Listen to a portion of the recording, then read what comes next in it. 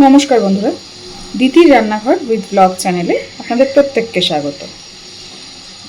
দেখে কি বুঝতে পারছেন আজকের এটা কি? লোটে মাছ। তো আজকের এই লোটে মাছের ঝালটা আমি কিভাবে করেছি চলুন দেখে নিন। তো আজকের এই লোটে মাছটা রান্না করার জন্যে আমি প্রথমেই এখানে লোটে মাছটাকে ধুয়ে পরিষ্কার করে নিয়েছি।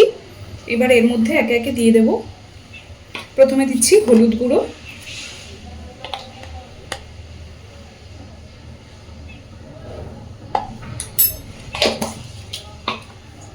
এইবার দিচ্ছি লঙ্কা গুঁড়ো। এটা কিন্তু ঝাল লঙ্কার গুঁড়ো।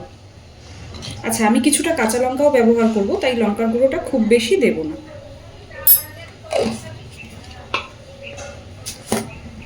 আর দিচ্ছি পরিমাণ মতো লবণ।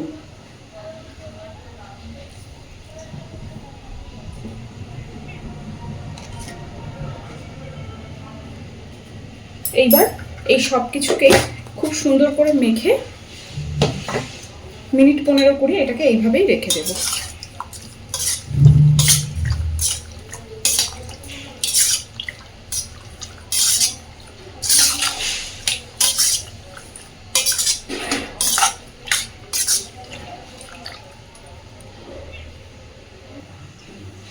এইদিকে দেখুন, কড়াইতে সাদা তেল খুব ভালোভাবে গরম করে নিয়েছি।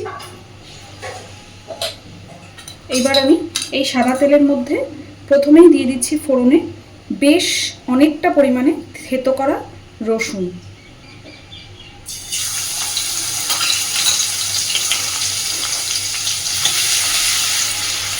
রসুনটাকে একটু নাড়াচাড়া করে এইবার এর মধ্যে দিয়ে দিচ্ছি পেঁয়াজ কুচি আর কাঁচা লঙ্কা কুচি।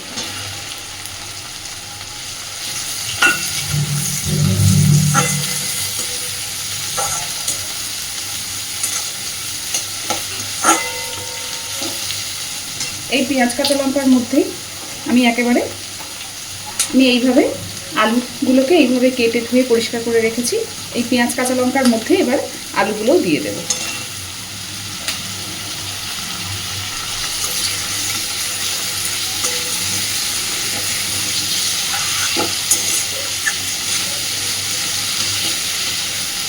খুব বেশিক্ষণ এইটাকে লাল করে ভাজবো না, মিনিট 2 হালকা করে একটু এগুলো সব ভেজে নেব।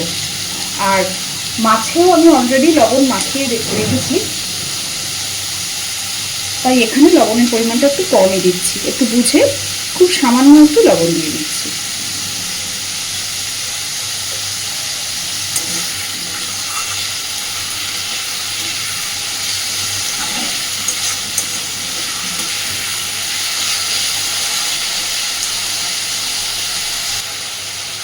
দেখুন, এখানে পেঁয়াজগুলোও হালকা স্বচ্ছ হয়ে গেছে, রসুনগুলোতেও হালকা হালকা রং ধরে গেছে। এই পর্যায়েতেই আমি আগেও বলেছি লাল করে এখানে ভাজবো না। এই পর্যায়েতেই আমি আগে থেকে যে লবণ হলুদ আর লঙ্কার গুঁড়ো মাখিয়ে যে মাছটা রেখে দিয়েছি সেই মাছটা এর মধ্যে ঢেলে দিচ্ছি।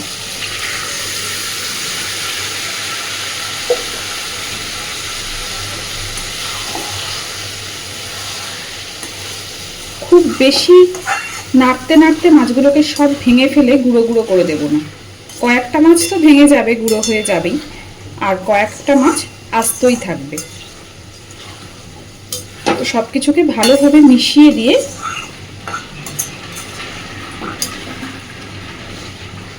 এইবার মিনিট 5-7 জন্য সব কিছুকে সুন্দর করে একটু ঢেকে রাখবো, কারণ লোটে মাছ থেকে অলরেডি অনেকটা জল বেরোবে। আর এই রান্নাতে আলাদা করে তো আর কোনো জলের ব্যবহারের প্রশ্নই নেই। তো এবার আমি এটাকে ঢেকে দেব। দেখুন বন্ধুরা, ঢাকা দিয়ে রেখেছিলাম বলে সব তো সুন্দরভাবে সিদ্ধ হয়েই গেছে, প্লাস অনেক জল বেরিয়েছে। কিছু মাছ ভেঙে গেছে, কিছু মাছ একদম ঠিকঠাক আস্তে আস্তেই আছে। তো আপনারা চাইলে এই পর্যায়েতেও গ্যাসটা অফ করে দিতে পারেন, দিয়ে এইরকম একটু ঝোল ঝোল রাখতে পারেন, যারা আপনারা লোটে মাছের ঝোলটা খেতে পছন্দ করেন। কিন্তু আমি এতটা ঝোল অবস্থায় রাখবো না, এটাকে আমি আরও খানিকটা শুকিয়ে নেব। দেখুন একদম নিচের দিকে আস্তে আস্তে লেগে লেগে যাচ্ছে লোটে মাছটা। এই পর্যায়ে যদি আমি বেশি ঘাঁটি তাহলে সমস্ত মাছ ভেঙে এটা একদম ঝুড়ো ঝুড়ো হয়ে যাবে। আপনারা চাইলে সেটাও করে নিতে পারেন, আবার এইভাবেও রাখতে পারেন। সবকিছুই সুন্দর সিদ্ধ হয়ে গেছে। তো আমি এবার এই পর্যায়ে গ্যাসের ফ্লেমটাকে অফ করে দেব। দেখুন, ন্যাচারালি লোটে মাছ ঝুড়ো করে তো আমরা বাড়িতে খেয়েই থাকি, কিন্তু এইভাবে একবার কিছুটা ঝুড়ো হয়ে যাবে, কিছুটা আস্ত থাকবে। তো এইভাবে অবশ্যই বাড়িতে একবার লোটে মাছ বানিয়ে খেয়ে দেখবেন, এর স্বাদও কিন্তু ভীষণ ভালো হয়। এই পর্যায়ে আপনারা চাইলে ওপর থেকে একটু ধনেপাতা কুচিও ছড়িয়ে দিতে পারেন। তো এবার আমি গ্যাসের ফ্লেমটাকে অফ করে দিচ্ছি। গরম ভাতের সাথে এই মাছের ঝালের স্বাদটাও একদম অন্যরকম। তো আজকের আমার এই রান্নাটা কেমন লেগেছে আমাকে অবশ্যই কমেন্টে জানাবেন। আর প্লিজ আমার চ্যানেলটাকে লাইক, শেয়ার এবং সাবস্ক্রাইব করে আমার পাশে থাকবেন। ধন্যবাদ।